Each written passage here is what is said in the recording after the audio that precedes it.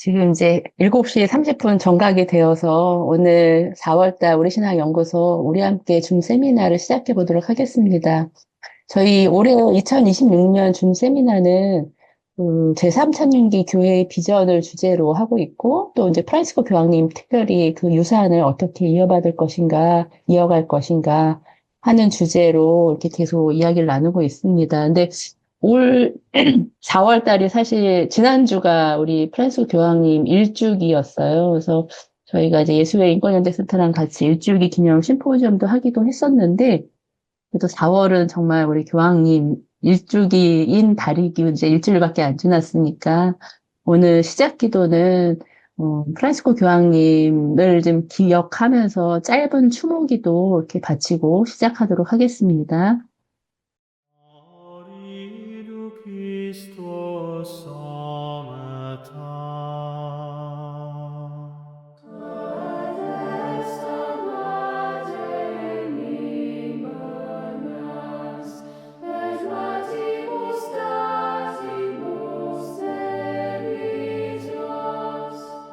Nova tantemus ut obres egimemus, et pati pasce cradere nimem, et pati pasce eti utericem, et pati pasce enius me. 성부와 성자와 성령의 이름으로 아멘. 참 1년이라는 시간이 지났는데도 여전히 교황님이 많이 그립고 그런 시간인 것 같습니다. 오늘 4월 발제는 우리 황경은 박사님께서 우리 신화연구소 그 아시아 평화연대센터 죄송합니다. 아시아 평화연대센터 황경은 바오로 박사님께서 오늘 프란치스코 교황님의 그런 이제 쇄신, 그 신학의, 프란치스코 교황의 신학의 개혁적인 특성을 좀 주제로 한 50분 정도, 4, 50분 정도 이렇게 말씀을 나눠주시고, 나머지 한 3, 40분 정도는 저희가 같이 이제 질의응답하면서 의견 나누는 시간으로 갖도록 하겠습니다. 그럼 우리 큰 박수로 황경은 박사님을 모시겠습니다. 안녕하세요. 잘 들리시나요? 네, 잘 들립니다. 네, 이렇게 많이 참가해 주셔서 감사합니다. 그리고, 교황님을 위해서 또그 시작 기도를 그런 걸 준비해 주셔서 감사합니다. 마음이 뭉클해지네요. 제목은 프란치스코 교황님 신학의 개혁적 특성입니다. 어, 이건 저 AI가 만든 교황님 이미지고요. 어, 제가 왜 프란치스코 교황님을 따르고 또 기리면서 여러 프란치스코 교황님의 공덕이나 여러 측면인데 왜 굳이 그분의 어떤 신학, 특히 이제 그분의 신학의 개혁적인 특성에 초점을 맞춰서 발표를 하려고 하는지의 맥락을 간단하게 말씀을 드리면 작년에도 저희가 8번에 걸쳐서 이런 줌 세미나를 통해서 발표를 하고 그걸 모아서 얼마 전에 바로 지난주, 지지난주에 책이 나왔어요. 그래서 제가 거기에 제 글에 이제 썼던 거를 뭐냐면 저는 평신도로서 2차 바티칸 공의회와 이제 시노드에서 평신도성과 다원성을 주제로 지난번에는 다뤘었거든요.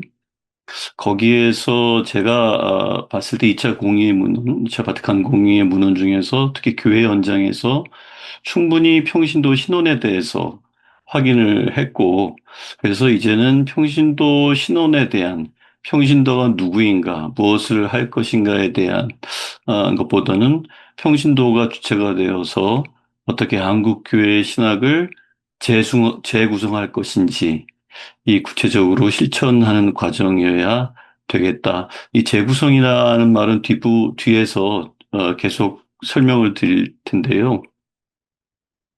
제가 생각할 때는 조금 문화적으로, 구조적으로 변화가 굉장히 힘든 과정이겠다. 앞으로 너무 공고한 이 하이라키 제도 성직자 중심주의가 이게 고착화되고 해서 변화하기가 굉장히 힘들지 않겠나 이런 생각이 들면서 그것을 조금 더 변화시키는 방향으로는 좀 신학이 좀 달라져야 되겠다 이론으로서 그런 생각을 좀 하게 됐고요.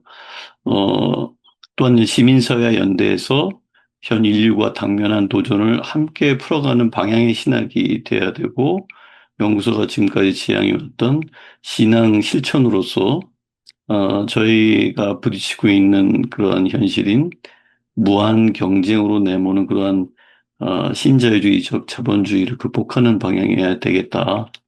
이 신학들이 이러한 내용들이 저희가 생각하기에는 프란치스코 교황님의 신학에서 그 계기를 단초를 삼을 수 있고 충분히 그 자양분을 그 개혁성을 프란치스코 교황님의 신학에서 찾을 수 있겠다라는 그런 맥락에서였습니다. 그래서 그 밑에 부분을 보면 프란치스코 교황님의 주요 신학 방법론으로 어 그러니까 한국 교회를 바꾸는 그 신학의 방법론으로서 비이원론적 신학을 프란치스코 교황님의 신학에서 찾을 수 있겠다.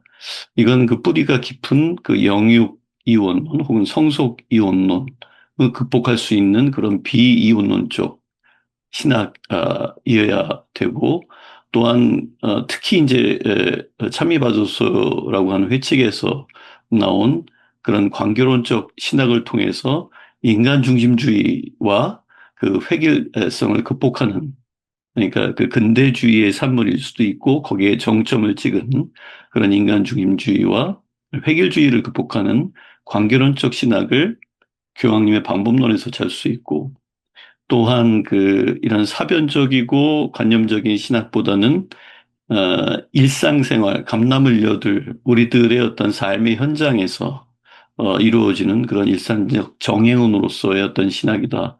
이 정행은 바른 실천 정도로 생각하시면 될 것 같습니다. 이런 세 가지 차원의 어떤 그 신학이 프란치스코 교황님의 신학의 개혁적인 특성이라고 생각이 되고요. 이 세 가지를 좀 풀어서 앞으로는 말씀을 드리려고 합니다. 먼저 비이원론적 신학으로서 이 성속 이원론, 이 이원론은 굉장히 뿌리가 깊은데요. 이를테면 성과 속, 이제 거룩함과 속됨이죠.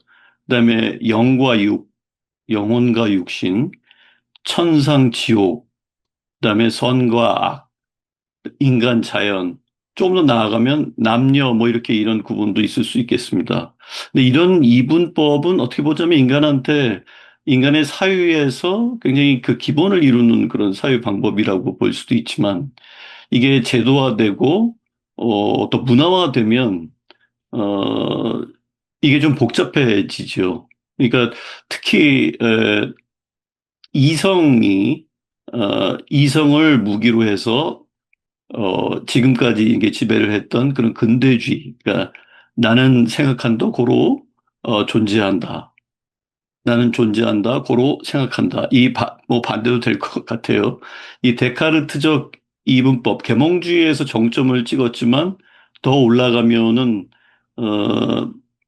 뭐 플라톤, 이게 그러니까 기원전 한 500년 정도의 그 이데아인 거죠. 그러니까 그 변하지 않는 영혼으로서의 어떤 이데아와 육체 혹은 그것을 마치 감옥처럼 가두고 있는 그런 이원론, 그 플라톤의 어떤 이원론이 그 뿌리로서 얘기되기도 하고 그것이 이제 조금 이제 나오면서 그리스 철학과 맞물리면서 이제 헬레니즘이라고 하는 독특한 철학적인 사조를 문화적인 그런 사조 이런 게 이제 태어났는데 사실은 어떻게 보자면 그보다 더 기온이 올라가기도 하는 것 같아요.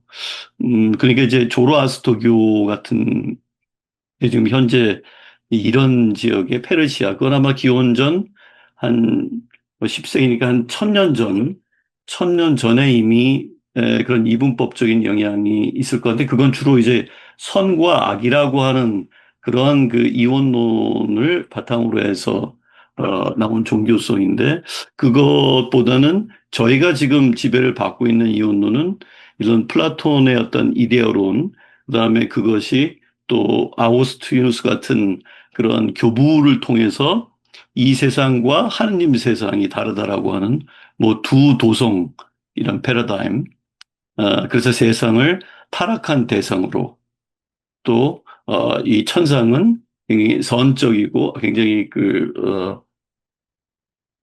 이 천상 이거 그 선함 이런 것으로 이제 대립시키는 이런 것이죠. 그래서 그런데 2차 바티칸 공의회와 프란치스코 교황님의 신학은 이거를 조금 넘어서는 것 같습니다. 특히 이제 40항의 3억 헌정에 보면은 교회가 인류 사회의 누룩으로서 또 마치 그 혼처럼 존재한다. 참으로 지상 국가와 천상 국가의 국가는 이렇게 융합을 한다.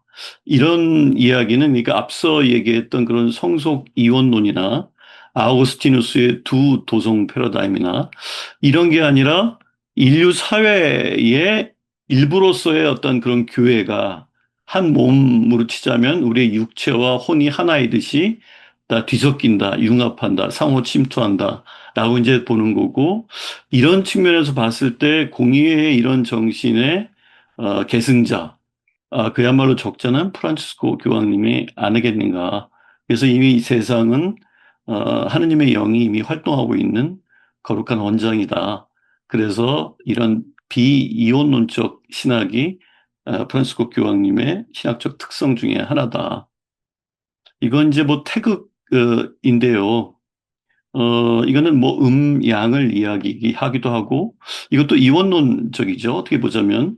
다만, 다른 게 있다라고 한다면, 어, 음이 양이 되기도 하고, 양이 음이 되기도 하는, 상호 변화라고 하는 것을 허하는 그런 측면에서는 서구적, 어, 이원론과는 조금 다른 측면이 있다고 보이긴 합니다. 그러나 이것도 좀 동양에서도 이후의 어떤 이 과정들을 보면 양적인 것이 음보다는 좀 우위에 있고 낮고 뭐 이런 어떤 과정들이 또 있는 것 같아요. 그래서 인간 사회에서 보면은 동서가 조금 차이는 있지만 이렇게 이원론으로 나눠서 거기에 이제 그 우위성을 그다음에 누가 저열한가, 더 열등한가 이런 것들을 나누는 습성은 또 인간 본성에서 기인하는 것들이 아닌가. 문제는 물론 제도화되고 이게 구조화되면 더 문제가 되겠지만 어쨌든 그런 측면이 없지는 않는 것 같습니다. 근데 그걸 조금 더 벗어나는 게 이제 서구 신학에서는 공공신학이라고 좀 생각이 들고, 그게 미국적인 기원이 있기 때문에 여기서는 뭐 링컨, 도로시 데이, 마틴 루터 킹 이런 분들을 가져와 봤어요. 이건 제 얘기라기보다는 뭐 아시아 공공신학이라고 하는 것을 주창을 했던 인도 신학자 펠릭스 웰프레드의 그 이야기인데요.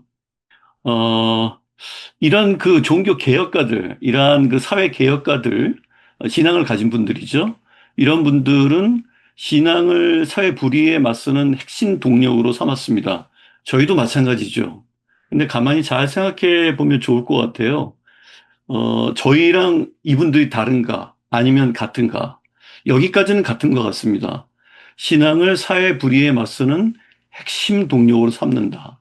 그래서 종교를 공론장 안에서 배제하려는 세속주의를 비판하면서 신앙의 언어가 지닌 사회개혁의 동력을 이제 긍정하는 그런 분들이죠. 근데 이제 그래서 이제 이분들한테도 그렇지만은 종교와 세속은 여전히 나뉘어 있는 거죠. 그래서 오바마가 그 대통령이죠. 버락 오바마가 그런 말을 했던 거를 아마 인용을 했던 것 같은데, 이런 분들을 옹호하면서 그럼에도 불구하고 이러한 비종교인도 동의하는 그러한 공론장의 영역에 오려면 종교라는 신발을 벗고 들어와라. 다른 말로 해서 보편적이고 이성적이고 합리적인 언어, 그러니까 종교적인 언어가 아니고 그런 걸 가지고 들어와라. 뭐 이런 이야기를 이제 했다고 그래요. 그래서 이제 거기서는 어느 정도 여전히 나뉘어져 있는 것이죠. 그래서 합리성이라는 것, 이런 매개를 통해서만 공론장으로 들어갈 수 있는 그런 되어야 되는 그런 패러다임이 이제 이런 것인데, 이게 이제 저희가 볼 때는 이런 분들, 앞서 얘기했던 이런 개혁가들이 참여를 할 때 어떻게 보자면은 이거는 우리의 영적인 그러한 발전 혹은 양성을 목표로 해서 어, 그것을 실현시키기 위한 도구다. 우리가 정치에 참여하거나 시민운동에 참여하는 게 이제 이렇게 본다라고 하는 거예요. 하지만 이게 궁극적으로 교회의 문제와 시민의 문제가 부딪힐 때, 이럴 때는 상당히 호교론 쪽으로 빠질 가능성도 있다. 왜? 이거는 결국에는 교회 내부의 담론으로 회귀하는 구도이기 때문에 이제 그렇다라고 하는 것이죠. 그래서 교회나 신앙을 수호하기 위해서 내가 시민운동에 참여하고 있지만 결국에는 어, 나의 목표는 영적인 것을 더 성숙시키는 것이지, 그런 관점에서 보자면 이게 호기론적인 그런 위험도 있다. 이 번역 패러다임이. 그거에 비해서 프란치스코 교황님의 신학은 시민으로서의 종교 혹은 종교인으로서의 어떤 시민, 이게 상황에 따라서 좀 달리 볼 수 있다라고 하는 것이죠. 그래서 프란치스코 교황님의 신학은 사회적 의무를 다한 뒤 교회로 철수하는 이런 종교인의 태도가 아니라고 하는 것이죠. 그래서 교황님은 하느님 나라 안에서 세속과 교회가 이미 통합되어 있다고 보고, 그래서 신앙이든 시민이든 상관없이 고통받는 민중의 우선적 이해를 모든 판단과 식별의 기준으로 삼는다. 그래서 전에 그런 말을 하셨던 유명한 말 있잖아요. 고통의 중립이라고 하는 것은 없다. 그런 말씀을 이제 하셨는데, 그것은 고통당하는 사람이 신앙인이든 비신앙인이든 이런 거는 그래서 교회를 먼저 내세우든 신앙을 먼저 내세운 이런 게 아니라고 하는 거죠. 그래서 야전병원이 전장에 머물듯 교회 또한 세상과 구별되는 울타리를 치지 않고 민중의 공익을 위해 현장에 끝까지 동참하는 것이 교황님이 제시하는 그러한 신학적인 지향이라고 생각이 됩니다. 지금까지 어떤 진단은 어떻게 보자면 얼마 전에 돌아가셨던 한 달 됐나요? 스리랑카의 유명한 신학자이시고 아시아의 해방 신학을 주창하신 알로시오스 피어리스, 이분이 교황 프란치스코의 신학이 어떤 것이냐라고 봤을 때 지금까지 아마도 대부분 말씀드렸던 그 내용이 제가 생각하는 거기도 하지만 이분의 어떤 진단이기도 합니다. 앞으로 더 나올 텐데요, 뒤에. 그래서 이분은 그런 이원론 자체는 성서 중심이 아니다. 이제 이렇게 비판을 합니다. 왜냐하면 서구 신학 자체가 세상을 등지는 것으로 세상으로부터의 도피에 매몰돼서 이 하느님의 창조와 강생의 신비를 부정하는 그 비성경적 오류를 범하고 있다. 왜냐하면 이 성사적 예수 그리스도라고 하는 것은 범우주적이다. 이 코스믹 크라이스트라고 하는 이러한 게 성서적인 건데 이걸 부정한다. 왜냐하면 육화라고 하는 것은 온 우주에, 그래서 예수 그리스도는 온 우주적인 그런 그리스도인데 거기에서 세상을 나누고 세상을 속된 거하고 거룩한 거하고 나누고 교회하고 나누고 이런 거는 성경적이고 비그리스도적이고 이제 그렇다라고 하는 거죠. 비바오로적인 신학이고 이렇게 보는 거죠. 어떤 분이 이제 피어리스의 신학을 비판하면서 코스믹 크라이스트라고 한다면 이건 좀 제국주의적인 냄새가 난다. 이제 그렇게 비판하기도 하는데 여기서는 뭐 거기까지는 가지 말고 일단 이런 우주적 그리스도로서의 어떤 그런 성사성, 이런 것들이 성경적인데, 아, 전통 이원론적인 신학은 그것에 반하고 있다. 그래서 십자가와 부활은 개인의 구원을 넘어서 만물을 새롭게 하는 거대한 우주적 사건이다. 그래서 프란치스코 교황님의 신학은 에서 얘기하는 세상은 탈출할 감옥이 아니라 구원의 신비가 육화되는 거룩한 무대로서 상정이 돼서 그 정당성을 회복한다라고 본 게 이제 피어리스가 프란치스코 교황님을 바라보는 그런 관점이 되겠습니다. 두 번째로는 이제 그 비이원론적인 신학적 특성. 그래서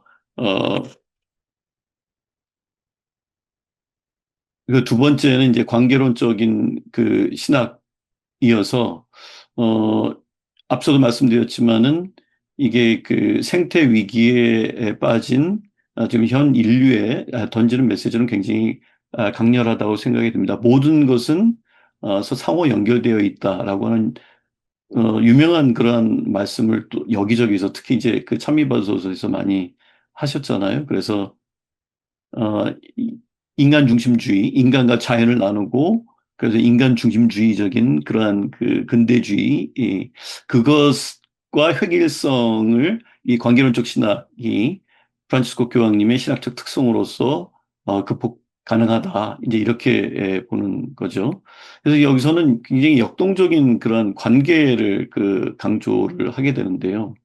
그래서 하느님, 이웃, 피조물, 타 문화의 만남 속에서 항상 변하고 발전되고 완성되어가는 그런 관계를 강조하고 있습니다. 여기서 보자면은 뭐 이런 게 이제 뭐 어떻게 보자면 뭐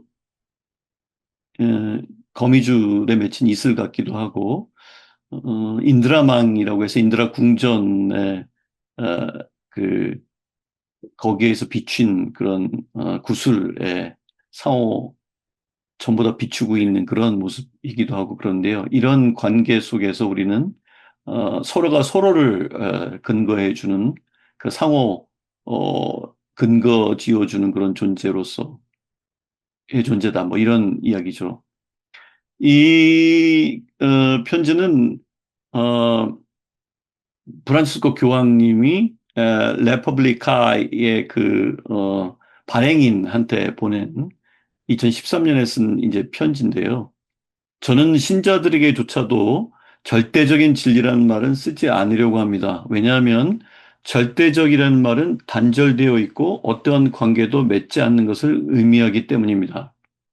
그리스도교 신앙에 따르면 진리는 예수 그리스도 안에서 드러난 우리를 향한 하나님의 사랑입니다.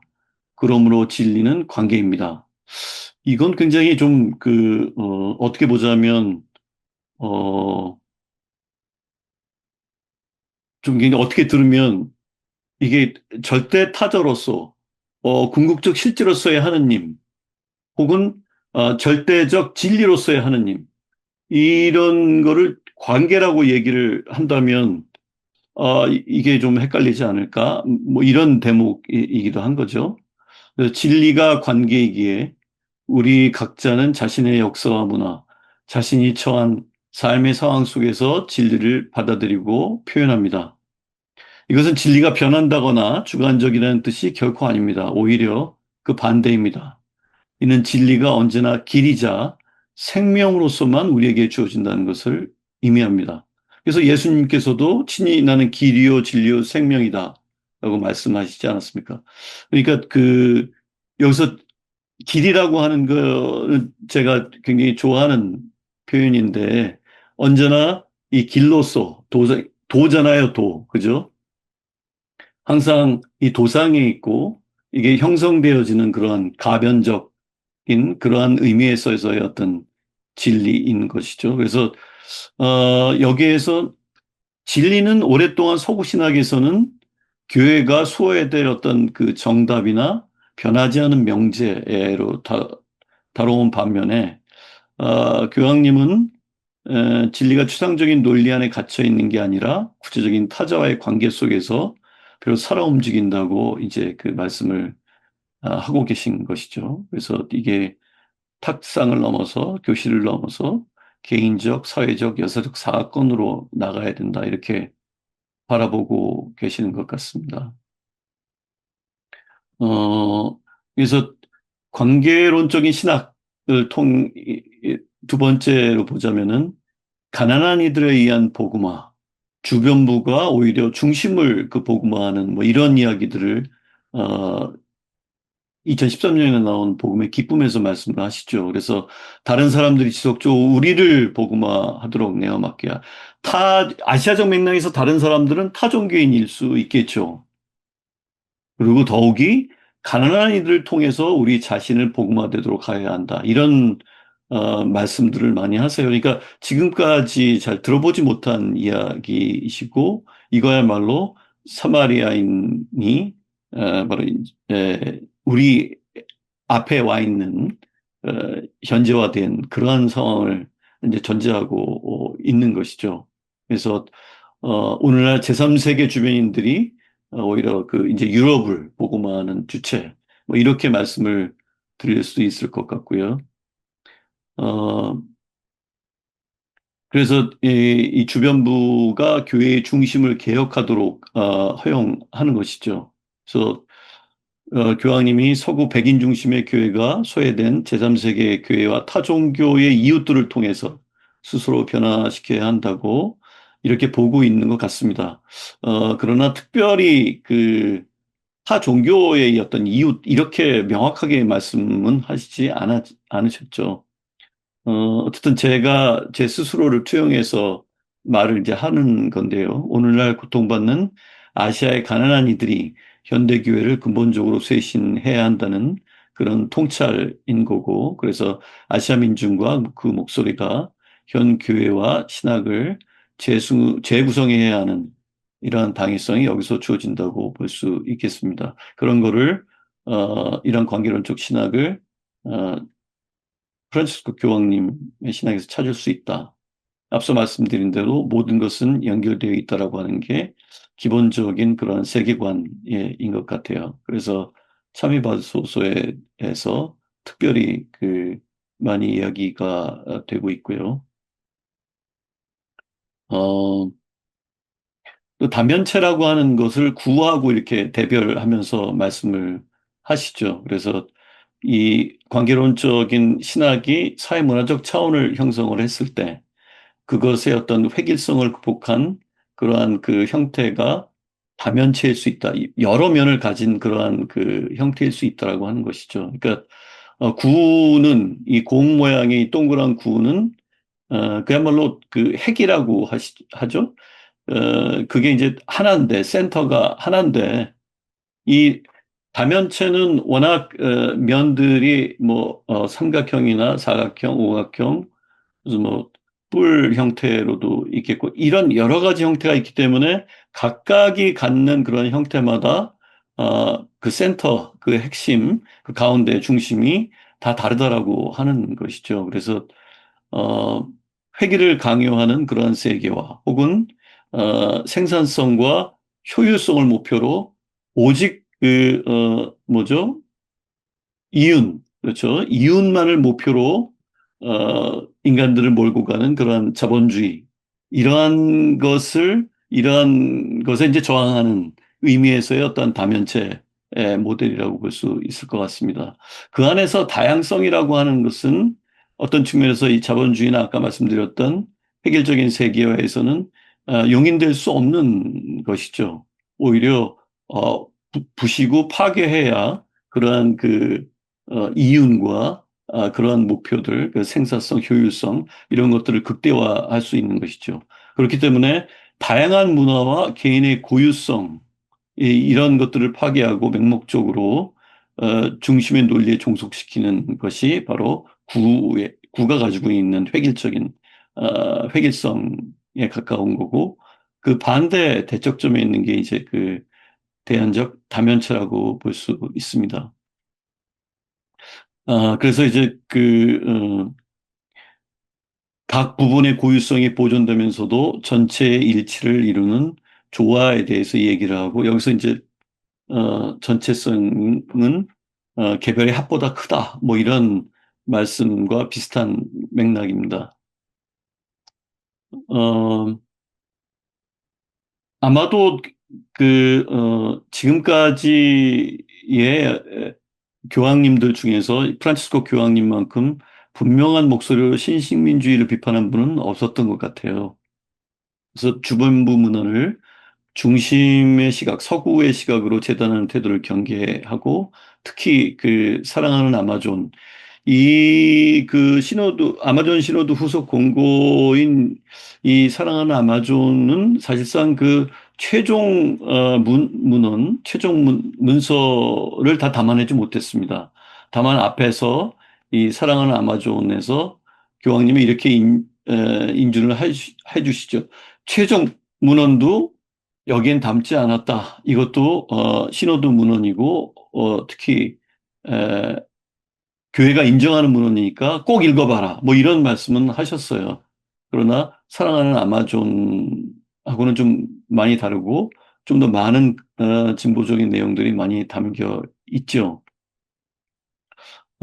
아마존과 같은 이 지역에서는 그거를 이제 서구적인 잣대로 평가하거나 동화시키려는 시도가 신식민주의다. 이렇게 이제 말씀을 하고 계시고, 이 다면체적 관계론에서 주변부는 주류에 흡수되어야 할 열등한 대상이 아니라 어, 그들만이 고유한 그런 원주민들만의 고유한 영성으로 보편교회를 풍요롭게 할 파트너로 복권되어야 한다 이런 말을 하고 있습니다.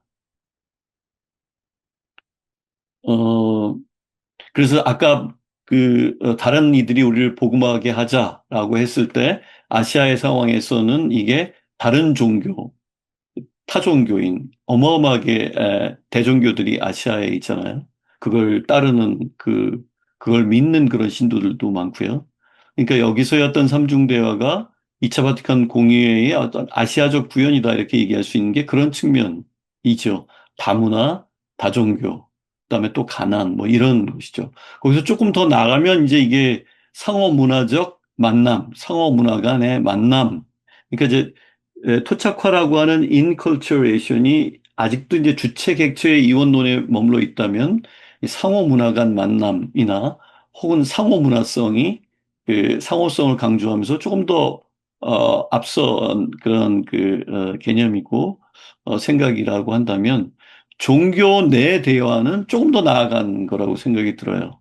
그러니까 교황청, 이게 종교 간 대화 평의회하고 아마 복음화위원회인가? 합해서 1991년에 나온 대화 선포라고 하는 종교 간 대화에서 굉장히 기념비적인 문서입니다. 여기서 이야기하는 네 가지 대화가 있는데, 삶의 대화, 행동의 대화, 또 학술적인 그런 대화, 그리고 마지막에 종교적 경험의 대화를 말하고 있는데, 이 종교 내 대화는 사실은 이게 이제 인도의 파니카라고 하는 철학자, 가톨릭 신부죠. 이분의 사상이기도 한데 이거하고 굉장히 가깝습니다. 근데 저희 같은 경우도 유불선이라든가 이런 심성들이 굉장히 많은데 저희가 안에서 겪는 이러한 종교 경험들이 굉장히 이 종교 내 대화에 굉장히 많이 가깝고 앞으로는 이런 방면으로 더 깊어져야 되지 않겠는가. 이제 이런 거고 그러한 것의 어, 어떤 단초, 그다음에 자원 이런 거를 또 역시 프란치스코 교황님의 관계론적 신학에서 찾을 수 있겠다. 그래서 교황님의 관계론적 방법론은 타자의 종교를 자신 내면으로 받아들이는 종교 내 대화를 통해서 교회는 진리를 탐구하는 길 위에서 프란치스코 교황님 식으로 말하면 진리는 언제나 관계이고 길 위에서 주어지는 것이므로 종교인을 포함한 모든 이들과 동반자적 관계를 어, 맺는 것이고 이것이야말로 혐오와 양극화의 시대를 치유할 다원적 민주주의의 어떤 설계도이기도 하다. 뭐 이렇게 볼 수도 있을 것 같습니다. 다음으로는 일상 속에서의 어떤 신학의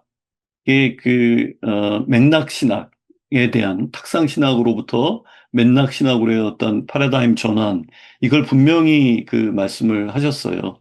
그래서, 이거는 뭐 자의교소, 신학 촉진을 위하여 그 자의교소를 내시고 상황신학으로의 패러다임 전환이 필요하다. 이거 아주 직접적으로 에둘러 가지 않고 이런 말씀을 하십니다.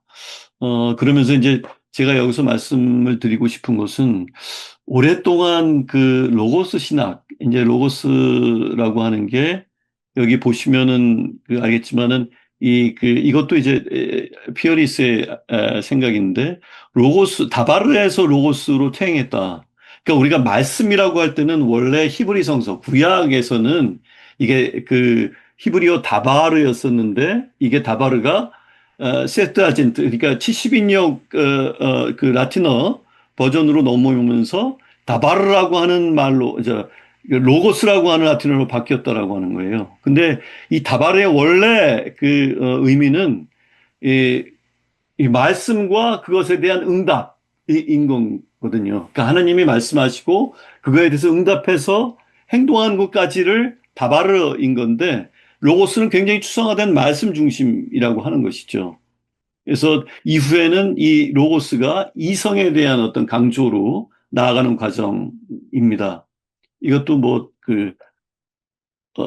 AI 이미지인데, 어쨌든 그래서 지금 여기 나오지만 70인역 번역 과정에서 이 다바르가 로고스로 대체되면서 인식론적인 굴절이 일어났던 것이죠. 그래서 말씀이 관상과 설명을 위한 초월적 이데아나 이성으로 이렇게 변형되는.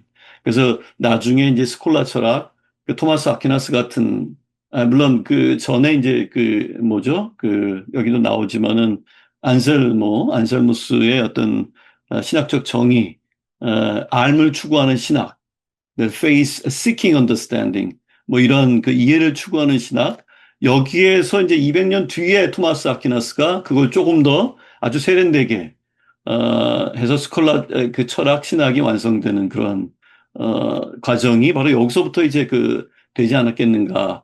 이런 이신옥 굴절과 왜곡이 여기서부터 생긴 게 아니겠는가. 서구 신학이 이제 이렇게 이제 본 거죠. 근데 사실상 이거는 피어리스가 얘기한 것뿐만이 아니라 굉장히 유명한 성서 신학에서의 논쟁입니다. 보만이나 제임스 바나 이런 사람들이 히브리 사유와 히랍적 사유 논쟁을 하고 굉장히 유명했던, 마치 요하kim 예레미야스 여기서도 등장하지만 아바라고 하는 아람어 예수의 아바가 어떤 의미였었겠냐, 아기의 어떤 베이비톡이었냐, 아니면은 그래서 제임스 바는 여기서 이제 반대로 요하kim 예레미야스를 비판하기도 하는데, 어떤 이런 논쟁들이 이제 있어 온 것이죠. 그래서 이건 나중에 시간이 되시면은 좀 보시면 좋을 것 같고요. 제가 40분을 거의 지나고 있어서 그냥 그래서 이제 이런 논쟁들을 통해서 로고스 중심의 사면적 로고스의 궤도에서 벗어나서 철저히 성서 본연의 다바르적 지편으로 신학을 복귀시킨 게 바로 프란시스코 교황이다라고 알레시오스 피리우스 신부님이 평가를 하고 있는 것이죠. 그래서 이런 물론 로고스 자체 여기서도 이제 논쟁에 보면 아시겠지만 무슨 그렇게 잣구 하나가 그렇게 신앙을 좌우할 만큼 정도의 그게 너무 잣구신비주의 아니야, 이거? 이런 식의 어떤 이야기도 있어서 로고스가 그것만으로 이렇게 다바로와 아주 대척되고 대별되고 그런 건 아니지만 이런 과정이 있었다라고 하는 것. 그래서 그 안에서 어떤 다바르가 가지고 있었던 하느님이 부르시고 그거에 대한 응답과 행동으로까지의 어떤 그런 내용들이 팔각됐다라고 하는 것, 이런 내용들이 있었다라고 하는 건 알아둘 필요가 좀 있을 것 같습니다. 다만 이제 여성신학계에서 엘izabeth 존스의 She Who Is인가요? 그걸로 굉장히 유명해진 그 전에도 존슨 같은 분은 계속 이런 스피릿, 특히 이제 이걸 많이 강조하셨던 그 여성 신학자이시잖아요. 그, 오히려 이제, 로고스에서 이제 소피아와 루아를 말씀을 하시는데, 로고스의 기호는 요한복음의 로고스는 본래 구약의 역동적인 여성적 지혜, 소피아 전통을 계승한 그런 인격적인 상징인데 서구 철학이 이제 헬라화 뭐 이렇게 되면서 문법적으로 여성 명사인 소피아 대신에 남성 명사인 로고스가 그 다 자리를 이제 대체했다라고 이제 비판을 이제 하시죠. 그래서 어 이 엘리베스 존슨 같은 경우가 로고스 내면에 흐르는 하나님의 숨결 루아와 지혜 소피아의 역동성을 회복하여 그리스도를 관념적 지배 논리가 아닌 생명과 관계 신학으로 되살려 내려고 노력을 많이 해왔습니다. 그래서 여성 신학의 가제는 로고스를 부정하는 게 아니라 그것에 본래 뿌리내리고 있던 예수 소피아의 생명력을 복원하는 것이다. 뭐 이렇게 볼 수 있을 것 같습니다. 그래서 앞서 말씀드렸던 대로 프란치스코 교황님의 신학은 앞서 얘기했던 그런 안셀모의 이해를 추구하는 신앙을 이제 이걸 버렸다라기보다는 그것을 보완하는 측면에서 정의를 증진하는 신앙으로서의 어떤 그 정행, 실천을 통해 하나님의 정의를 구현하는 그러한 신학이다라고 이제 볼 수 있다라고 하는 것이죠. 여기서 중요한 게 이제 그 실저가 이념보다 중요하다는 말과 굉장히 잘 대꾸가 되는, 맞아떨어지는 그러한 그 사상이기도 한 것 같습니다. 그래서 프란체스코 교황님은 관념, 로버츠보다 일상의 구체적인 현실과 실천을 다바르를 신학의 최우선 자리에 놓고 있습니다. 이러한 인식론적 전환은 신학의 목적을 사변적 설명이 아니라 고통받는 이들의 부르짖음에 즉각적으로 응답하는 구체적인 실천의 사건으로서 재정의하고 있다고 보입니다. 그래서 교황님이 본인이 이제 해방신학자가 아니라고 얘기도 하고 좀 거리를 두면서 아리엔테나의 어떤 그 신학 그룹에 속해 있으면서 좀 문화를 강조하는 해방신학적인 그런 그건 가지고 있죠. 그래서 뭐 후안 카를로스 스칸노네, 라파엘 루치아니 이런 분들이 이제 이런 그 아르헨티나 신학 학파의 어떤 대가들인데 또 이제 그 인민신학, 민중신학과의 구분을 위해서 이제 인민신학이라고 했습니다. 그냥 Theology of the People이라서 뭐 민중신학이라고 해도 상관은 없습니다. 다만 한국적 전통에서의 민중신학이 있어서 인민신학이라고 불러봤고요. 그래서 무산자 계급 투쟁 분석이 아닌 역사 문화적 분석. 그래서 이제 신화적인 범주로서의 어떤 그 인민을 상정을 이제 한 것이죠. 그래서 본인도 이렇게 인민 신학에 대해서 소개도 하시고, 실제로, 특히 이제, 복음의 기쁨은 아니고 그 뒤에 이후에, 2015년 이후에 나온 것들, 특히 이제 그 모든 형제들이나, 최종 문헌, 아마존 시그널 최종 문헌, 이런 데 보면 인민신학에 대해서 혹은 인디안 신학에 대해서도 또 이야기를 하고 있습니다. 가난한 이들의 고유한 생활 세계에서 시작해서 하나님의 뜻을 식별하는 현장 중심의 신학적 태도, 아까 말씀드린 것과 같습니다. 이게 아르헨티나의 또 인민신학 전통이 또 이렇더라고 하는 거죠. 그리고 또 신앙 감각을 강조를 하고 이건 앞서 말씀드렸던 그 니치파트는 공의에 특히 이제 전체 하나님 백성 믿음에 있어서 오류가 없다라고 하는 그런 교회 현장 12항을 계승하고 있다고 보입니다. 2007년 아파레시다 문헌을 주도를 하시면서 이 인민신학은 사실 거기에서 이 얘기가 많이 되죠. 또한 이 일상적 정행으로서의 신학을 교회로 돌린다라고 한다면 성직주의 타파와 교회 개혁 신학이라고 볼 수 있을 것 같습니다. 그래서 이 일상적 정행으로서의 신학은 필연적으로 성직 중심주의에 지배되고 있는 교회의 구조적 쇄신을 동반하는 교회 개혁 신학으로 이어집니다. 이렇게 볼 수 있고요. 일상에서 다바르를 실천하기 위해서는 교회 스스로가 소수 성직자 중심의 권력화된 구조를 개혁해야 된다. 이제 이런 것이죠. 그래서 어 그래서 마지막으로 그 좀 정리하면은 프란치스코 교황님의 신학은 좋은 신앙이자 좋은 시민이라고 하는 것, 그 공공신학을 조금 더 넘어서는 그러한 신학이라고 볼 수 있을 것 같고요. 그래서 로고스 중심, 물론 로고스는 제가 말하는 건 관념화된 그러한 관념적 측면만 얘기하는 건 아니지만 그런 중심의 사변적인 신학에서 신학을 맥락신학, 상황신학으로 구해냈다. 이렇게 볼 수 있을 것 같습니다. 그래서 비이혼론적이고 관계론적인 신학과 그것을 바탕으로 한 실천을 일상 속에서 하나하나 수행하는 일이야말로 한국 신학의 재구성 가능성을 현실성으로 구현하는 길이라고 생각이 되고 그것이 프란치스코 교황님의 신학의 개혁적 특성이라고 생각을 합니다. 들어주셔서 감사합니다. 감사합니다. 네, 이제 황경 박사님이 사실 프란시스코 교황님의 그 신학의 개혁적인 그 특성에 대해서 세 가지로 이렇게 크게 구분해서 말씀을 해주셨어요. 그러니까 비이원론적인 신학이고, 또 관계론적인 신학이고, 좀 어려운 말이긴 하지만 일상적인 정행.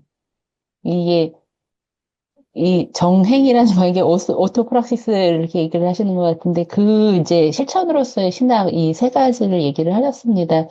이 좀 어려운 개념들도 있고 뭐 이렇게 들으시면서 궁금하신 것들도 있을 것 같은데 그냥 자유롭게 조금 더 설명을 해주셨으면 좋겠다라는 것들은 뭐 이렇게 질문을 하셔도 좋을 것 같고요. 뭐 그냥 들으시면서 생각나시는 의견이 있으시면은 의견을 나눠주셔도 좋을 것 같습니다.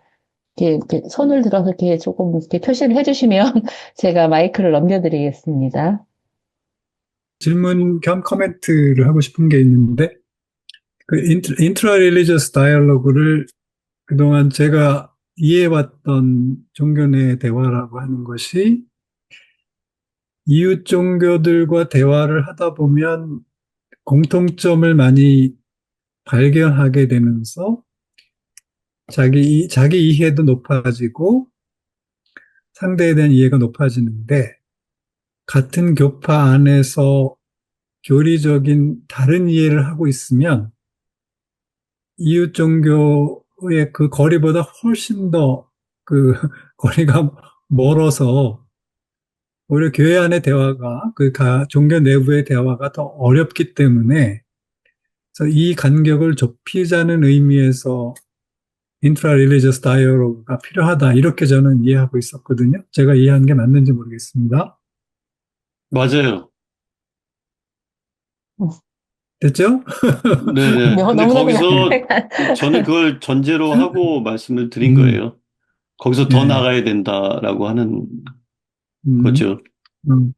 그리고 그 다른 언어로 번역할 때, 그러니까 셉투아진타로 번역할 때 이제 히브리어가 그리스어로 번역이 될 때 그 애초에 그 히브리어가 가지고 있었던 이론론적 특성이라고 하는 것이 그리스어로 옮겨질 때는 이미 이원론적 구조를 가지고 있기 때문에 그걸 번역자들이 의도적으로 그렇게 선택했다고 하기보다는 그 언어의 한계가 아닌가, 언어 자체의 한계라고 봐야 하는 게 아닌가라고 하는 것이 저의 의견입니다. 아까 다바르를 그 로고스로 이제 번역하는 것을, 근데 이거는 저도 지난달에 그 샬롬을 에이렌으로 번역할 때 그 샬롬의 의미를 다 살릴 수가 없었거든요. 그런데 그거는 그리스어의 에이레네가 갖고 있는 한계였지, 그걸 번역했던 사람들의 문제는 아니었다고 저는 이해하고 있었거든요. 그러면 마찬가지로 다바르도 로고스를 번역할 때 같은 상황이 아니었나. 저는 그렇게 생각해서 제가 맞는 다르게 이해하고 있는지 여쭤보는 것입니다. 그건 잘 모르겠어요. 음, 그, 결국에는 그 번역한 분들이 말씀 소리가 안 들리는데 갑자기 끊겼는데. 제가 말씀드릴 때 그러니까 다바르라고 하는 히브리어를 로고스라고 하는 그리스어로 예스. 음. 제가 라틴어라고 말씀드렸는데 그리스어로 이 번역을 할 때 번역한 사람들이 의도적으로 그렇게 그 의미를 축소하기 위해서 그렇게 했다라고 한 이야기는 하지 않았어요. 다만 그 과정을 잘 모르겠다. 그런데 결국 그러한 풍부한 그러한 다바르에서의 어떤 의미론적인 내용들이 로고스로 번역되면서 이런 굴절이나 왜곡이 일어났다라고 하는 거를 말씀을 드린 거예요. 네, 음, 음, 저는 됐습니다. 네. 또 혹시 뭐 궁금하신 거나 의견 있으신 분 있으실까요? 저는 거기 네, 황 선생님, 네. 예, 그 좋은 강의 참 듣고 평안한 느낀 점이 많은데 한 두 가지만 말씀드리겠습니다. 거기 얼마 전에 우연히 제가 가지고 있는 사진을 보니까 견진 성사 때 옛날에 그 찍은 사진인데 성직자는 앉아 있고 축하받아야 될 우리 신자들은 서가 있단 말입니다. 그것이 거기 이제 교회의 현실을 보여주는데 거기서 추가받을 사람이 자리에 앉고, 그게, 주교님이나 그 신부님인 축하하는 의미에서 서서 사진을 찍은 것이, 거기 좀 변화되는 모습이 보여주는 거 아닐까. 그런 생각이 또 들었고요. 그 다음에 거기, 제대 위에 보면은, 의자가 참 그 차별적입니다.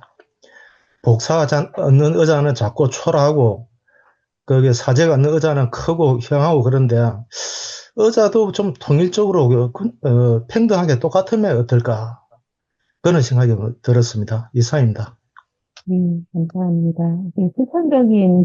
우리가 실천적인, 지금 신학의 이야기를 했는데 조금 더 실천적인 신앙의 실천을 위한 이제 두 가지 좀 생각해 볼 제안들을 좀 나눠주셨습니다. 뭐, 따로 답변은 안 해드려도 될 것 같고요.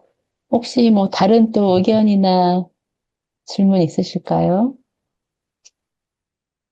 네, 리타 선생님. 네. 그 질문을 생각 중이어가지고 정리가 지금 안 되긴 했지만 그냥 이렇게 불사 없이 질문을 해볼게요. 그, 관계 신학에 있어서요. 요즘 시대가 무슨 심리학의 시대처럼, 예, 그러니까 영성, 영적, 뭐 그런 게 굉장히 패러다임이 이렇게 다양하잖아요. 그러면 교회에서도 그런 부분에 있어서 이제 실질적인 부분에 있어서 관계를 맺어 가야 하는데, 사회에서는 이미 그런 부분에 있어서 아주 많이 이야기를 해요. 그리고 개인들도 그런 곳에 대한 갈증으로 인해서 병원도 찾고 상담소도 찾고 뭔가 이렇게 자신의 내면을 소통할 수 있는 공간을 막 찾고 있는 것이죠.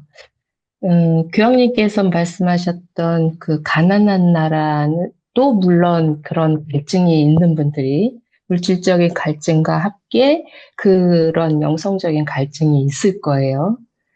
그러면서도 그 안에 축복이 있겠죠. 근데 저는 우리나라를 생각을 해봤어요. 물론 아직 우리나라에서도 음, 경제적으로 어려운, 그리고 이렇게 각자마다의 이렇게 돈을 많이 가지고 있다고 해서 그 어려움이 없는 건 아니니까요. 어쨌든 물질적인 어려움도 병행해서 그런 내적인 어려움이 있는데, 그렇다면 교황님이 이렇게 재위 기간에 하셨던 것에 저도 많은 공감을 했고, 지금 강의에서 그렇게 정리를 해주시니, 아, 그때 그냥 상황으로 인식되었던 것들이 이론적으로 지금 이렇게 정리가 돼서 다가왔어요. 그랬을 때 우리나라에서 그런 일상의 정행, 관계의 신학이 입각한 일상의 정행, 그런 부분을 좀 이렇게 우리 가톨릭 평론에 이렇게 관심 갖고 그러는 우리들이 할 수 있는 아주 그렇게 우리 하느님도 내포하고 그리고 같이 사제의 모습과 또 사제와 동행하고 있는 우리들의 모습이 어떻게 가야 할까 그런 그냥 이렇게 그런 마음이 거시적으로 좀 떠올랐어요. 그래서 거기에 대해서 한번 그냥 이야기를 듣고 싶어 마음이에요. 네, 질문이 전달이 잘 됐는지 모르겠습니다. 네, 네, 정말. 네. 그런 이제 관계의 신학과 그 일상적 정행의 신학을 그냥 신학이 아니라 우리 신앙 안에서 어떻게 구체적으로 살아갈 수 있을까라는 질문이신 것 같아요.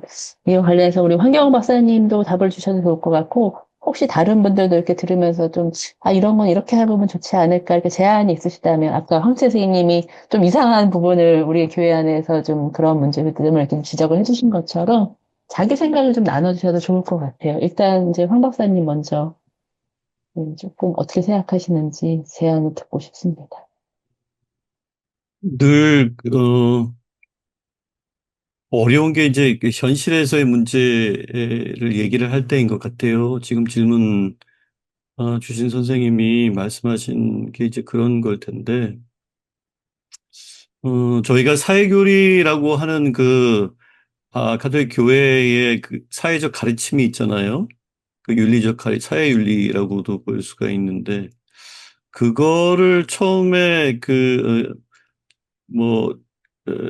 제안했다고 그럴까요? 그분이 카르댕이라고 하는 추기경이신데, 카다인이라고 하기도 하고, 카르댕이라고 하기도 하는데, 그분이 이제 그런 말씀을 했다고 그래요. 우리의 활동이, 우리의 운동이 기도요, 우리의 삶이 우리의 재단이다.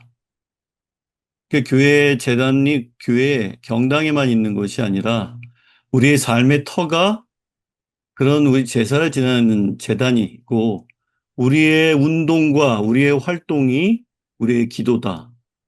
이거야말로 정말 그 정행으로서의 어떤 일상 속에서 실천하는 그러한 평신도 신학이랄까, 일상의 신학이랄까, 이런 거를 아주 핵심을 짚어서 말씀을 해주셨다고 생각이 되거든요. 근데 과연 그렇다고 하더라도 어떤 방식의 어떤 활동들을 하면서 우리는 조금 더 그 하느님을 나한테 가깝게 느끼고 그걸 함께 믿는 사람들이 함께 공동으로 모여서 함께 기도하고 그럴 수 있을까라고 하는 거는 늘 어려운 과제인 것 같아요. 하나의 예를 들면 저는 그 세계 교회 개혁 모임에 가끔 온라인으로 하는데 나가는데요. 거기서 대안적으로 여성들이 온라인에서 주제를 해요. 거기 사제도 있고 주교님은 못 봤습니다만 현직 사제도 있고 아시아인도 있고 여성들도 있고 주로 여성들이 많고 남성들도 있고 그렇습니다. 근데 그분들이 그렇게 하는 것 자체가 굉장히 저는 성스럽다고 생각을 하는 거예요. 그리고 돌아가면 제가 각자의 삶이 있는 거죠. 그러니까 그런 각자의 삶 속에서 얼마나 큰 감사들을 매일 드리고 있는가. 각각의 삶의 어떤 영역에서. 그러니까 저는 저희가 받은 하나님한테 어떤 그러한 사랑을 어떤 방식으로 감사를 느끼고, 근데 그게 표현의 문제가 아니라 가슴 깊이 얼마나 사무치게 그런 감사를 느끼고 그걸 모여서 한데 함께 기도하고 온라인상이라도 그럴 수 있는가가 상당히 전 개인적으로 좀 중요하다고 생각을 합니다. 사실 솔직하게 이런 표현을 말씀드려서 뭐하지만은 저는 성당에 나가지 않거든요. 미사 보기 싫어요. 그런 이유가, 음, 여러 가지 이유가 있지만, 그리고 황채 선생님이 말씀하셨던 그런 꼴을 배기지 싫어서, 보기가 싫어서이기도 해요. 매번 부딪히는 그러한 것들, 이게 바뀌지 않을 거라고 하면서 가면 속상한 것들, 에너지나 이런 영적인 소모가 너무 크다고 생각이 돼서, 뭐, 제 천은 나가고 있습니다만, 저는 아직은 계속 안 할 것 같긴 한데, 어, 이게 답이 되는지는 모르겠습니다만, 뭐, 여기까지만 하겠습니다. 안 나가다는 게 답은 아닌 것 같고요. 감사를 다른 방식으로 표현을 하시겠죠? 네. 네. 혹시 뭐 지금 질문하신 것과 관련해서 뭐 이렇게 조금 나는 다르게 생각한다라든지 아니면 조금 덧붙이고 싶어 보고 싶은 의견이 있으시면은 같이 나눠주셔도 좋을 것 같고요. 아니면 또 다른 질문이 있으면 다른 질문을 해주셔도 좋을 것 같습니다. 네, 강용호 소사님. 네. 예, 지금 뭐 한 그 나눔 속에서 그런 이제 성직주의, 예, 성직 중심주의 이 부분이 조금 이렇게 살짝 대두된 것 같은데요. 저도 사실 뭐 우리 뭐 제가 전 세계를 다 아는 건 당연히 모르지만은 제가 알기로 한국 교회 안에서 무슨 시노드를 한다거나 뭐 이렇게 그런 걸 항상 뭐 이렇게 교구 내에서 할 때 항상 무슨 설문지를 돌리고 뭐 이런 거에서 답변을 얻으면 늘 나오는 답이 그 신자들이 이 사죄의 권위주의가 싫다. 이런 걸 굉장히 항상 그 1번으로 답을 하는 걸 봤어요. 제가 자세히 보지도 않았는데 제 눈에 보일 정도면 굉장히 많이 그런 게 조사가 있었겠죠. 그게 뭐 10년 전에도 했고 20년 전에도 했을 것 같은데 왜 세월은 그렇게 흘러가고 사람들은 끊임없이 그런 거에 대해서 비판을 하고 뭐 좀 비판이라는 단어는 좀 심하지만 그걸 지적하고 그런 개선을 좀 요구한다 그럴까? 이제 그런 게 있는데 왜 이 성직, 그러니까 부정적인 의미에서죠. 좀 부정적인 의미로서의 성직 중심주의를 왜 이렇게 세월이 가면 갈수록 변화가 없는 걸까요? 도대체 그렇다면은 평신도, 오늘 좀 주제 내용이 평신도 신학 뭐 이런 걸 좀 더 강조하고 저도 거기에 늘 동의하는 바인데요. 평신도가 더 중심이 되는 교회가 되어야 한다는 걸 저도 늘 지지하고 강조하는 편인데 그렇다면 신부님들 중에서도 뭐 저는 일반화시키고 싶지는 않습니다. 아마 신부님들 중에서도 깨어있는 분들은 있을 건데 다라고는 할 수는 없지만 많은 신부님들이 변화되지 않는다면 그런 평신도의 입장에서 뭔가를 호소할 수 있고 액션을 취할 수 있는 건 뭔가 왜 그동안 이 문제는 계속 문제만 제기되고 답은 안 나오고 변화가 없는가 맨날 사람들이 쳇바퀴 돌듯이 역시 2, 30년이 지났는데 그럼 여기 지금 평신도 신학자분도 계시니까 과연 그러면은 지금보다 좀 더 조금이라도 뭔가 좀 문을 계란으로 바위치기 같다 하더라도 뭔가 좀 부서뜨리고 뭔가를 변화시키려면 평신도나 평신도 신학자들이 아니면 뭐 수도자들이 어떻게 뭘 해야 될까? 여기에 대해서 조금 계신 분들이 좀 답은 아니어도 의견을 좀 주시면 감사하겠습니다. 이상입니다.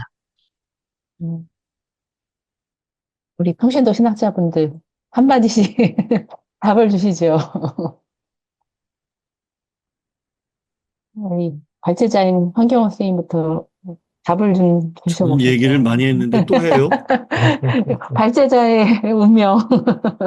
네, 일단 먼저 답을 주시고 다른 분들 한 분씩 이렇게 말씀해 주시겠습니다. 굉장히 현실적이고 답답한 거죠. 연구소 초창기 멤버로 한 30년이 지났는데요.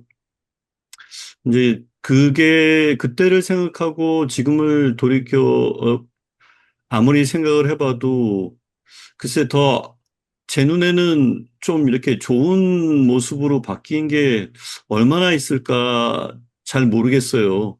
더 좀 악화된 게 아닌가? 그 성직 중심주의라고 하는 게. 그런 측면에서 과연 그러면 지금 우리 강수사님 질문하셨듯이 그런 상황에서 그럼 평신도가 과연 할 게 뭐냐? 할 수 있는 게 뭐고 또 해야 되는 게 뭐냐? 이렇게 질문하면 너무 막연하고 막막한 거예요. 그럴 때 제가 오늘 말씀을 드리는 내용은 뭐냐면 저는 이론이 좀 바뀌는 차선책을 택했다. 지금까지 나름대로 구조에 대한 문제, 문화에 대한 문제를 굉장히 발언도 되게 많이 했고 그거에 대해서 비판도 많이 했고 물론 굉장히 비판하고 이러는 데는 또 엄청 그 화살이 자기한테 돌아오기 때문에 힘들죠. 그런데 이제 그 프란시스코 교황님을 만나면서 10년 동안 굉장히 저는 정말 교회의 봄이었다고 생각이 들었고, 저희가 하지 못했던 그러한 그 쇄신이라는 말보다도 훨씬 더 강도 높은 개혁이 필요하다. 그것이 한 차원이 아니라 본당에서 혹은 교구에서 혹은 전국 단위에서 아니 세계교회에서 다 필요하다. 이 개혁은 전체 교회가 다 필요하다라고 하는 게 곳곳에 문헌에 곳곳에 나와 있거든요. 근데 한국 천주교회는 아무런 울림이 없어요. 정말로. 교황님이 다녀가셨는데도 불구하고 이게 없는 거죠. 그랬을 때 교황님의 족적을 더듬어 보니까 저희가 좀 이론을 무기 삼아 그걸 바꿀 수 있는 것을 어떻게 교황님의 어떤 그 빛 속에서 찾아볼 수 있을까라고 해서 오늘 그걸 한번 더듬어서 찾아본 거를 말씀을 드렸고, 그걸 무기로 해서 하고자 하는 거는 두 가지 이유인데, 왜냐하면 아까도 말씀드렸지만 문화적이고 구조적인 거는 저는 조금 어렵겠다. 한국 천주교회가 이건 조금 제가 이제 할 거는 아닌 것 같다. 그래서 할 수 있는 게 있다면 좀 이론적인 측면을 교황님의 그런 빛으로, 교황님의 말씀이나 신학으로 바꿔볼 수 있는 그런 마중물 같은 것들을 좀 만들어서 찾아볼 수 있지 않을까? 좀 단초나 계기를 삼아서 좀 신학화한다면 적어도 교황님의 말씀이니까 이걸 확산시키면 조금이라도 낫지 않을까? 그런 거에 대한 역할이고, 제가 뭐 신학자라고 어디 가서 얘기해 본 적은 한 번도 없어요. 그래서 잘 하지도 못하고 그냥 뭐 그 같은 평신도들 안에서 함께 공부하고 함께 무언가를 해보자고 지금까지 노력해 온 것 뿐인데, 이제는 노력을 그쪽 방향으로 좀 하고자 한다. 이런 거였습니다. 뭐 이렇게까지 말씀드릴게요. 네, 감사합니다. 감사합니다. 네. 우리 제가 다른 신학자분들, 네, 조미나, 우리 신학자님. 새벽이라서 제가 좀 꼬리 출애합니다. 죄송합니다. 네, 황 선생님 말씀 너무 잘 들었고요. 이제 황 선생님 이렇게 방향을 좀 바꾸기로 하셨다는 데 대해서 저는 더 감사 말씀 드리고 싶고, 어떤 부분에서는 좀 황 선생님 말씀하신 것도 공명하는 부분도 있고, 저는 이 평신도 신학자들의 이 이야기 자리에서 이 기승전 성직자주의로 마무리가 되는 게 조금 불편해요. 아무것도 할 수가 없어요, 그렇게 되면. 그리고 이 성직자들은 어차피 들을 사람은 들을 것이고, 안 바뀔 사람은 안 바뀌어요. 근데 성직자주의로 이렇게 한꺼번에 몰아서 얘기를 하다 보면, 그나마 열심히 일하는, 이름을 내지 않고 열심히 일하는, 이 성직자들마저도 자기가 일할 수 있는 어떤 공간을 지금 뺏어버리는, 없애버리는 결과를 낳을 것 같아서, 저는 좀 기승전 성직자주의로 나가는 것보다는 평신도들이 이 교회 안과 밖에서, 더구나 밖에서, 제 말은 이제 현장성이 평신도 신학이 가질 수 있는 가장 큰 장점이라고 생각해요.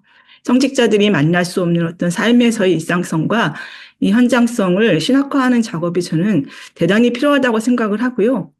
그리고 하나 더 붙여서 말씀을 드린다면, 제가 이거 좀 어떻게 보면 좀 무례하다고 할 수 있을 것 같고, 몰라서 그래라고 하는 거라고 말씀하실 수도 있을 것 같은데, 저 자신이 이제 수도에서의 경험이 있기 때문에 제가 감히 이런 말씀을 드릴 수 있는 것 같아요. 근데 저는 수사님하고 수사님 신앙인들의 역할이 굉장히 중요하다고 생각을 합니다. 그러니까 제가 이제 이 한국이 아닌 다른 공간에서 이제 수도의 경험을 통해서도 그렇고, 이제 이 다른 국가와 문화들의 이제 수도자님들을 만나게 되면은, 수녀님들을 만나게 되면은, 당신의 수도의 속에 있는 이 카리스마를 갖다가 적극적으로 평신도들의 언어로, 세상의 언어로 바꿔내는 작업을 굉장히 열심히 하세요. 예, 더군다나 이제 미국 같은 경우에는 이제 리버럴 아트 에듀케이션이라고 그랬고 조그만한 이제 대학들이 이제 그 캐리즘을 대학으로 가져가는 그런 구조들이 많이 있잖아요. 그 더군다나 이 대학 공간 통해서 학생들을 가르치면서 이제 이 캐리스마가 어떻게 번역이 될 수 있는가를 갖다 굉장히 열심히 활동을 많이 하시고 신학하는 작업도 많이 하시고 그리고 평신도들은 자원이 없어요. 돈도 없고요. 이 뭔가 이 조직적으로 할 수 있는 일들이 제한되어 있단 말이에요. 근데 스토에는 그런 자원을 갖고 있거든요. 근데 제가 이 미국에서 일하면서 이제 죄송합니다. 이 말씀은 여기 계시는 분들이 그렇다는 게 아니라 이제 가끔 유학을 오시거나 이제 여기서 이제 사목을 하시는 수자님들을 보게 되는데 한국에서 오신 분들은 공통적으로 이 당신의 캐리즘들이 너무 귀하고 소중해서 그런지 그걸 밖으로 꺼내놓고 세상과 소통하는 작업들을 굉장히 두려워하세요. 심지어 어떤 수도회들 수사님 같은 경우에는 같이 기도하는 것도 힘들어 하시더라고요. 페리즘이 같은데 어떻게 기도를 해? 다른데 어떻게 기도를 해? 이런 식으로. 그럼 저는 좀 안 그러셨으면 좋겠어요.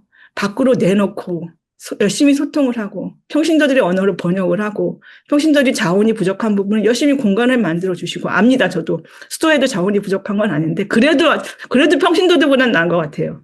그런 일들을 좀 수사님도 신년들이 해주시면은 좀 좋지 않을까라는 생각을 감히 해봤습니다. 죄송합니다.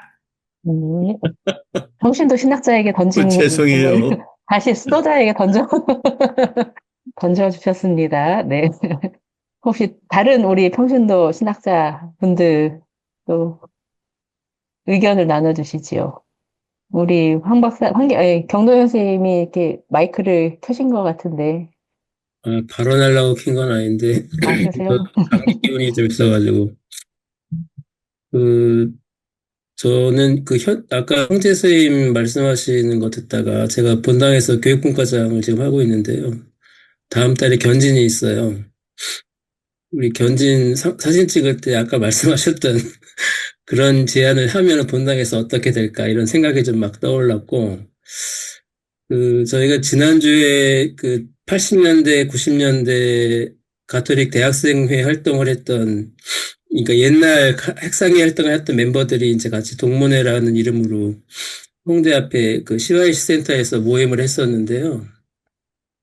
나눔을 하는데 그런 이야기가 있었어요. 그러니까 옛날에 학생회 안에 신자가 아닌 학생들이 들어와서 활동하는 거에 대해서 주교님들이, 신부님들이 굉장히 걱정을 많이 했었고, 학생회뿐만이 아니라 가톨릭 농민회 안에도 이제 신자가 아닌 농민들이 와서 활동하는 거에 대해서 굉장히 걱정과 우려를 하면서 나중에 그런 문제가 이제 전국 조직을 주교단에서 해체시키는 뭐 이런 결과로 이렇게 왔던 아픔들이 있었거든요.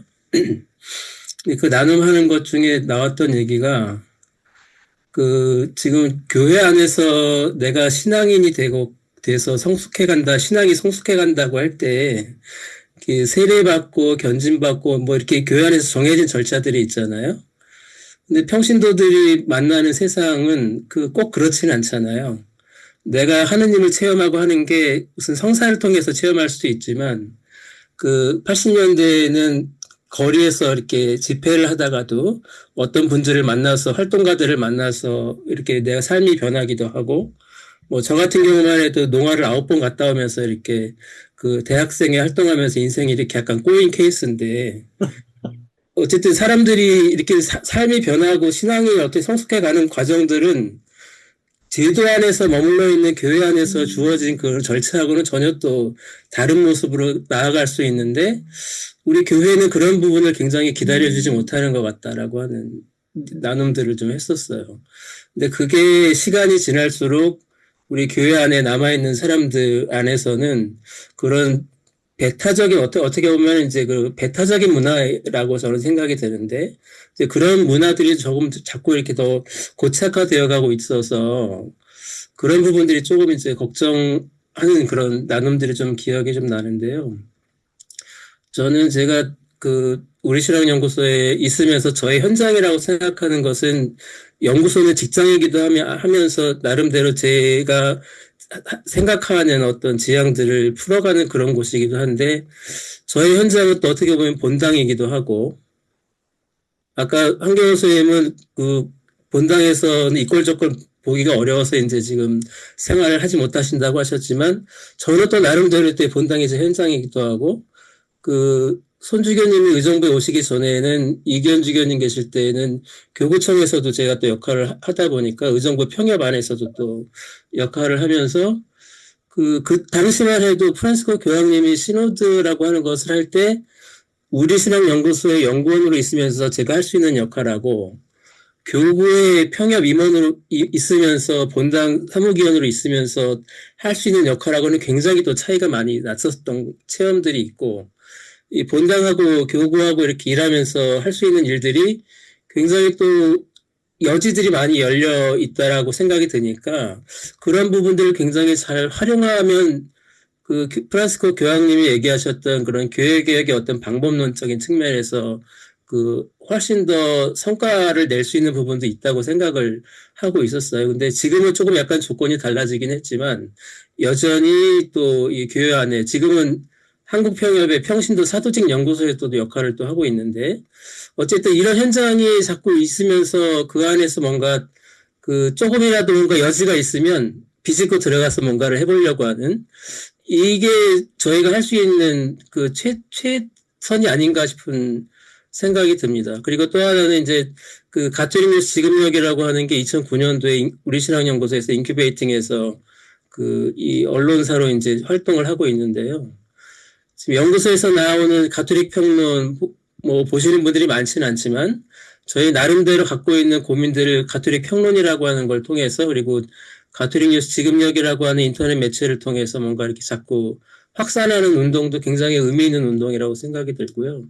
그래도 꽤 많은 분들이, 성직자분들도 그렇고 주교님들도 그렇고 보고 계신다는 얘기를 계속 듣고 있어서 그 공간들을 잘 활용하는 것도 저희가 해야 될 몫 중에 큰 몫이 아닌가 싶은 생각이 들어서, 그래도 조금 뭔가 이런 일들을 자꾸 좀 확산시켜 나가는데 하는 게 굉장히 의미 있는 일이다라고 저는 아직 생각은 하고 있습니다. 이상입니다. 네, 감사합니다. 우리 박문수 소장님도 마이크를 켰다가 끄셨는데, 네. 네. 옛날에는 왜 남들이 안 하는가? 왜 저렇게 이 중요한 시점에 아무것도 안 하고 못 하는가에 대해서 화를 내느라고 인생을 많이 허비한 것 같아요. 근데 이제는 뭐 남들이 하거나 말거나 내가 필요하고 중요하다고 생각하면 그냥 제가 하는 거예요. 그리고 아까 이제 우리 경동현 선생님도 말씀하셨는데 연구소가 언론을 두 개를 갖고 있는 거예요. 가톨릭 평론과 가톨릭 지금 여기가 있어서 하고 싶은 이야기를 거기서 막 합니다. 그리고 막 쓰고요.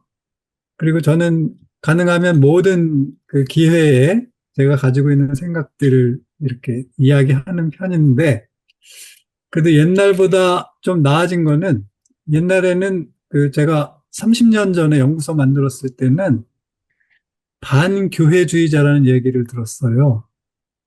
그랬는데 이제 30년 지나니까 교회를 싫어하면 여태까지 살아남아있지도 않고 여기 있을 것 같지 않다. 그러니까 교회를 반대하는 것 같지는 않고 반성직주의인 것 같다. 라고 얘기를 해서, 그래서 반성직주의의 수괴라는 별명까지 제가 들었습니다. 그러니까 조금 발전한 거죠. 30년 만에 반교회주의자에서 반성직주의자가 됐으니까. 그런데 제가 그 말에 대해서 그렇게 반대하지 않아요. 왜냐하면 독직, 자기 직무를 모독하는 사람들, 그거는 사제건, 수도자건, 일반 신자건, 자기 직무에 맞지 않는, 그리고 자기 직무를 욕되게 하는 그런 사람에 대해서는 전방위적으로 비판하는 게 저의 임무라고 생각해서, 그렇지만 자기 일을 충실히 해나가는 사람들을 지지하고 격려하는 것도 제가 하는 일입니다. 그러니까 제가 이런 솔선하는 사제들을 지지하고 한 번도 만난 적이 없지만 그런 분들이 어떤 시도를 할 때 격려 편지를 보내고 어떤 경우는 지지 방문도 하고 제가 그러거든요. 그러니까 나는 모든 성직자를 반대하는 게 아니고 자기 직무에 충실하지 않은 사제들을 뭐라고 하는 거지, 자기 직무를 충실히 하는 사제들에 대해서는 오히려 지지하고 격려하고 또 응원하고 하는 게 저의 임무라고 생각해서 저는 그렇게 하고 있습니다. 그리고 이거는 그 교황님이 시노다리타스 시작하실 때 이게 3000년기의 교회의 모습이 되어야 한다고 하셨는데 저는 그걸 어떻게 해석하냐면 2000년 동안 그렇게 안 살아와서 이게 변하려면 1000년 걸린다. 그러니까 1000년 걸릴 거 생각하고 천천히 내가 살아있는 동안에 할 수 있는 만큼 한다. 이게 제 정리된 입장이고요. 그리고 마지막으로 그 최근에 이제 그래도 바람직하게 보게 되는 현상은 과거에는 신자분들이 이제 주일날 그 수도회에 가서 미사하는 거에 대해서 어려움을 많이 느끼고 또 죄책감을 느끼기도 하고 본당에서 신부님들이 못 가게 하고 또 이런 일들이 있었는데 이제는 눈치 안 보고 가시더라고요. 그리고 이제 그 수도회 재속회가 이런 또 하나의 돌파구나 그 숨쉴 공간으로서 기능하고 있는 것을 발견하게 됩니다. 그러니까 이렇게 조금씩 틈이 생기고 있다고 저는 생각해요. 그러니까 아주 짧은 시간의 효과를 보기는 어렵습니다만 이렇게 천천히 그리고 어떤 이 교회가 이런 교회 쇄신의 길이나 교회 개혁의 길이라고 하는 거는 어느 날 한꺼번에 확 개혁이 될 것 같지는 않아요. 여태까지 경험으로 봤을 때. 그런데 어디선가 이런 좋은 모범을 만들면 그 좋은 모범은 반드시 또 좋은 영향을 미친다는 것에 대한 또 믿음이 있습니다. 또 실제로 이제 그런 좋은 모범이 있을 때 그걸 서로 배우려고 하는 것을 많이 발견했기 때문에 그래서 저희가 아주 전체를 바꾸는 데는 1000년이 걸릴지 몰라도 작은 변화들을 만들어내서 조금씩 바꿔나가는 것은 지금도 가능하고 또 그런 노력을 하는 신자분들이 많다고 생각합니다. 그래서 우리 신앙연구소가 그런 고민을 하는 성직자, 수도자, 신자들의 플랫폼이 됐으면 좋겠다 하는 생각을 갖고 있고 또 이런 세미나도 결국은 이제 그런 역할 중에 하나가 아닌가 생각합니다.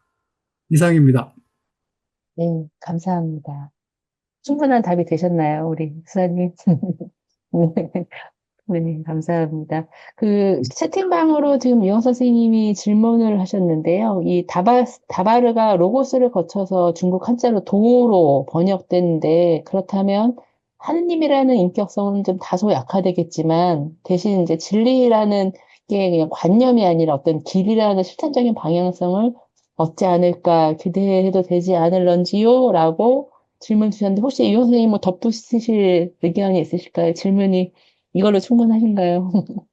네, 그러면 우리 황경 선생님, 이 의견에 대해서 어떻게 생각하시는지. 짧게 말씀드리면은 뭐 그런 거죠. 그러니까 이제 서구 철학이나 이제 신학은 있음에서 시작을 하잖아요. 어떤 그러니까 에센스라고 하는 표현을 한다든가 본질이 뭐냐 뭐 이렇게 얘기를 했을 때는 있음을 전제로 이제 하는데 저희는 그 공이라고 하는 개념, 무라고 하는 개념하고도 굉장히 많이 친하잖아요. 뭐 물론 십자가의 성묘안이나 무슨 근래에 들어서는 뭐 토마스 키팅 같은 신부님도 무에 대해서 이렇게 말씀을 하시고 그러는데 그게 뭐 좀 맥락이 다르겠죠. 도교에서 얘기하는 그런 무나 도나 토마스 키팅이나 무슨 성요한이나 물론 해석학상의 어떤 그런 지평이나 배경은 분명 다르기 때문에 설사 비록 똑같은 말을 쓴다 하더라도 다를 거라고 생각을 합니다. 그러나 저희가 생각할 때 굉장히 중요한 거는 저희가 느끼는 그러한 살아가는 그 풍토 안에서 하느님이 예수 그리스도를 통해서 인카네이트 돼 있다는 거, 육화됐다라고 하는 거, 그런 거 자체를 만약에 정말로 믿는다라고 한다면은, 철저하게 믿는다라고 한다면, 그건 우리 삶이 돼야 되는 거라고 저는 생각을 하거든요. 그 중에서 이 길이라고 하는 것, 도라고 하는 것은 글쎄 뭐 인격성, 비인격성 이걸 이제 따지기 시작하면은 굉장히 골치 아파지지만 그 길이라고 하는 게 하나의 가고 있는 그러한 상태일 수도 있겠고 변화의 어떤 끊임없는 변화의 어떤 과정을 얘기할 수도 있는 거겠고 그때의 어떤 하느님은 어떤 변화의 하느님이라고 저는 생각이 들고요. 또 하나는 이 길이라고 하는 게 매개일 수 있는 거잖아요. 근데 그런 측면에서 끊임없이 관계적으로 자신을 비우고 그 순간순간 하느님이 채워주는 것 역시도 도라고 이제 생각이 되는 거예요. 그런 차원에서 예수님이 왜 내가 진리요 뭐 여기까지는 알겠는데 생명도 알겠는데 왜 길이라고 그랬을까? 이제 이런 생각을 하게 되면 그것 자체를 무슨 헬레니즘이나 라틴식이나 무슨 뭐 서구식이 아니라 한국식으로 사고 할 필요가 있지 않겠나 이런 생각이 좀 들고요. 저 같은 경우에 그런 측면에서의 어떤 그 인격성이 약화되고 신관에서 이런다라고 했을 때 이게 저희한테 주는 그런 게 어떤 의미가 있을까는 한번 생각해 볼 필요가 있을 것 같아요. 이를테면 이제 정약용 같은 경우가 대표적인 그런 예인데 짧게 얘기한다면서 되게 길게 얘기하네요. 한마디로 얘기하면 정약용이 실질적으로 상제를 자연신관으로 들여왔고 그 뒤에 더 극단적으로 밀어붙여서 모노테이즘에서의 어떤 그 유일신론에서의 어떤 그 구약의 야훼로서의 어떤 그런 혹은 삼위일체로서의 어떤 그런 신관으로 고백을 했던 건 아니거든요. 그냥 유교에서의 자연신관으로서의 어떤 인격성만 더 부여한 거죠. 그러나 그것 자체가 주는 의미가 그 뒤에 어떤 것인가, 그 뒤에 동학을 만나고 최재호가 신을 인격적으로 이게 체험을 하고 이런 과정에서 이런 것이 어떤 의미가 있는 거는 조금 더 깊게 생각해 볼 필요가 있을 것 같아요. 다시 말하면 잘 모르겠다. 뭐 이런 얘기입니다. 감사합니다. 저희가 약속한 지 9시 시간이 됐는데, 정말 마지막으로 이 말을 못하면 오늘 들어도 들은 것 같지 않다. 꼭 말씀을 하셔야겠다라는 분이 계실까요? 한 분 정도만 이야기를 더 말씀을 나눌 기회가 있게 드리겠습니다만, 없으시면은. 그, 여기 지금 이제 통신 상태가 안 좋아서 장수 선생님께서 저한테 개인톡으로 주셨는데요. 내일 이제 로마에서도 이제 프란치스코 교황님의 이제 그런 유산에 대한 학술회의가 이제 내일 열린다고 혹시 관심 있으신 분들은 이렇게 알려주시면은 뭐 어떻게든 자료를 공유해 주실 것 같아요. 근데 성직주의, 평신도의 문제, 이게 지금 변화가 로마에서는 많이 금지가 되고 있다라고 이제 그런 의견을 주셨어요. 그러니까 교황님의 이제 과거에 12년 동안 뭐 재임하시면서 교회에서 많은 변화를 이렇게 또 주기도 하셨지만 그게 그냥 교황님 돌아가셨다고 우리 이제 신부님 바뀌면 새로 모든 것이 다시 원점으로 돌아가는 그런 교회는 아닌 것 같아요. 지금 레오 교황님도 프란시스코 교황님의 그 정책을 그대로 계속 이어가면서 이제 계속 하시고 또 이제 평화나 AI 문제에 대해서 또 좀 새로운 또 사목 과제에 대해서는 또 더 한 발 나가시는 모습도 있고 그래서 어떻게 보면 우리 교회가 그냥 지나온 이제 프란시스 교황님의 그 지나간 시간을 추억하는 시간이 아니라 어떻게 보면 이거를 해서 조금 더 앞으로 나아갈 수 있는 과제들을 짚어보면서 저희가 조금씩 뭐 1000년이 더 걸릴지라도 지금 첫 걸음을 저희가 한 걸음씩 한 걸음씩 떼다 보면은 1000년 후에는 우리가 좀 더 다른 교회의 모습이 되지 않을까. 이렇게 긴 호흡으로 보자는 말씀이신데 오늘 황경영 박사님께서는 이제 특히 이제 이런 그동안의 신학 담론이 주로 이제 서구의 신학을 좀 저희가 이제 번역해서 한국에 소개하는 데만 조금 급급했었는데 오늘 황경영 박사님은 지금 아시아 신학의 관점에서 교황님을 또 거꾸로 이렇게 그것을 다시 평가하면서 오늘 한국교회에서 우리가 무엇을 할 수 있을지 세신 과제를 정리해 주신 것 같습니다. 이렇게 어려운 신학적인 작업을 이렇게 깊이 나눠주셔서 너무나도 감사드리고 다시 한번 큰 박수 부탁드리겠습니다. 네. 감사합니다. 다음 달 줌 세미나는 오늘 사회를 본 제가 프란시스코 교황님을, 좀 여성과 관련해서 교황님 재임기에 어떤 여성과 관련된 변화가 있었는지, 또 앞으로 여성과 관련해서 우리 교회가 안고 가야 될 과제, 더 나아가야 될 과제가 무엇인지 잘 정리를 해서 한번 발표를 해보도록 하겠습니다. 다음 달도 항상 마지막 주 월요일이거든요. 그래서 다음은 5월 25일, 네, 월요일 저녁 때 똑같이 7시 반에 줌 링크도 사실 매번 같습니다. 이번 올해 한 해 동안 하는 줌 링크가 이렇게 저희가 매번 보내드리긴 하지만 혹시 뭐 놓치셨더라도 이렇게 이번 달 들어오셨던 링크로 들어오시면 되니까 좀 이렇게 가능하면 마지막 주 월요일에는 저희 우리신학 연구소 줌 세미나에 함께 해주시면 감사하겠습니다. 오늘도 1시간 반 긴 시간 동안 이 자리에 함께 해주셔서 또 여러 가지 의견 나눠주셔서 너무 감사드립니다. 마친 기도는 영광성으로 마치도록 하겠습니다. 성부와 성자와 성령의 이름으로 아멘. 아멘. 영광이 성부와 성자와 성령께 처음과 같이 이제와 항상 영원히 아멘. 성부와 성자와 성령의 이름으로 아멘. 고맙습니다. 다음 달에 뵙겠습니다.